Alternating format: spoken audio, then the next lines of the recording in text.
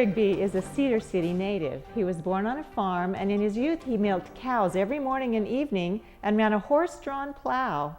Floyd loved farming, but an experience he had at age 12 told him his destiny lay in a different direction.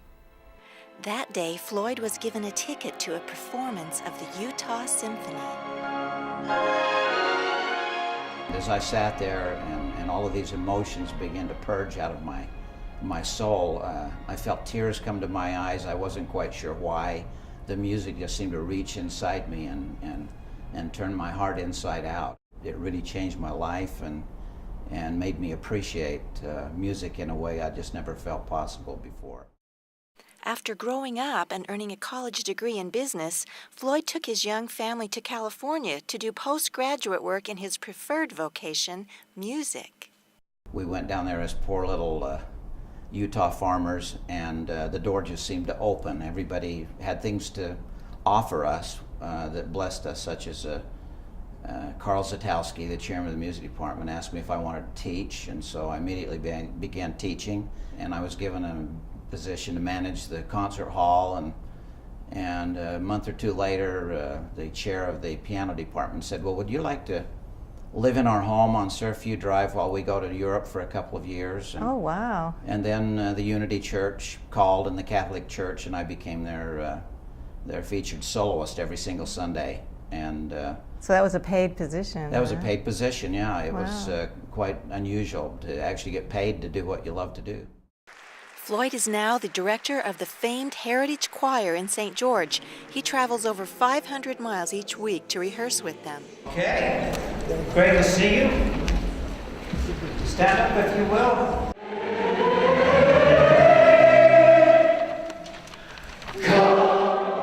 I've considered myself the luckiest man I know because I get to do what I love to do with people that I love to be around.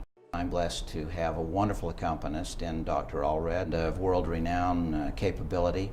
Much of Floyd's professional life has centered around business. Sort of enjoyed buying and building up businesses and reselling them through my life to support my music habit.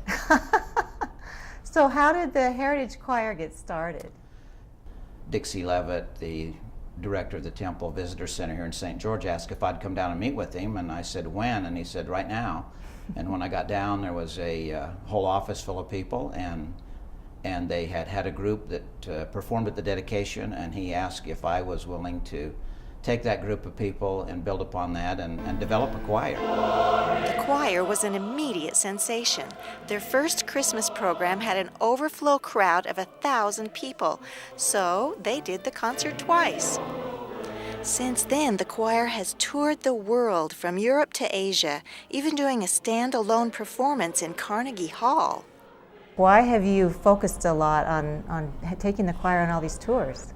Well, that's a great question. I really like the ability to stretch them and ask them to perform beyond their abilities a bit and to always be improving, and there's no way to do that like either bringing guest conductors in from all over the world or going to places and performing in other countries and in other venues, because it makes them become their very, very best. They're also excited and they look forward to it, and they can hardly wait to see, well, what's next? The agenda of the choir has been just so expansive that you have to consider why that is, and the clear answer to that question is its founding director, Floyd Rigby. What we're trying to do as a choir is foster the artists here and to give young artists a chance to grow and develop.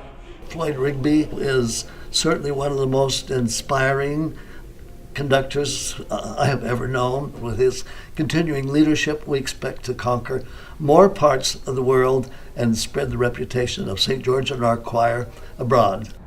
Well, you've traveled a lot and lived in a lot of places. What do you consider home?